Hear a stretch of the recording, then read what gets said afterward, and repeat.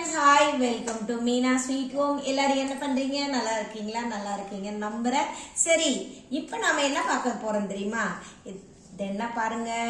டடா டடா. என்ன பைத்தியம் ஏதோ குப்பையை அள்ளிட்டு வந்து காட்டுதுன்னு நினைக்கிறீங்களா? இல்ல ஃப்ரெண்ட்ஸ், இது நாம ஒரு பனங்கிழங்கு அவிச்ச வீடியோ போட்டோம் தெரியுமா?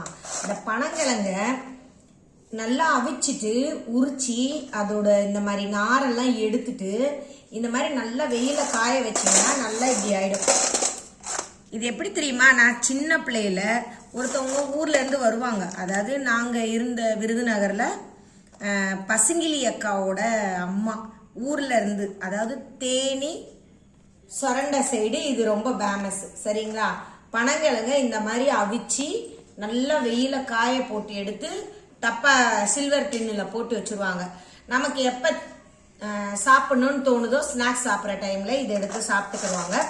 அதாவது அந்த பசுங்கிலி அக்காவோட அம்மா அவங்க பொண்ணுக்கு பசுங்கிலி அக்கா கொண்டு வந்தது.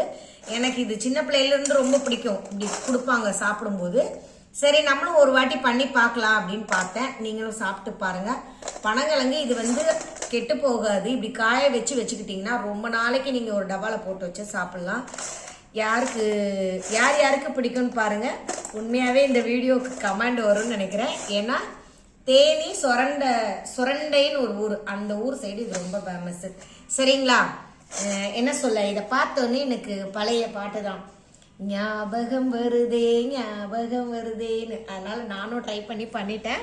நீங்களும் ட்ரை பண்ணி சாப்பிடுங்க. ஏன்னு கேட்டால் இப்போ இருக்கிற உணவுகள் எல்லாம் வச்சு ஸ்நாக்ஸ் பிள்ளைங்களுக்கு பண்டம் கொடுக்கறது நம்மளே நோயை உண்டு பண்ணுறது மாதிரி.